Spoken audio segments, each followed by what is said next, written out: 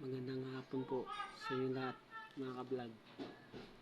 Andito po ako ngayon gumagawa ng windshield ng tricycle. Ito po yun. Yan. Mabilis lang po to.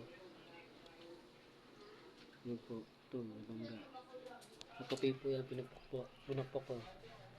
Yan po yan. Yan. Yan, nakatupi po. Pinupok ko yan. Tricycle na nabangga, lukpok ko. Yun po po. Yan. Yan. Yan. Saka yun po yung tricycle na nabangga. Yan po yun. Yan. Yan po yun. Ito po yung gamit ko po.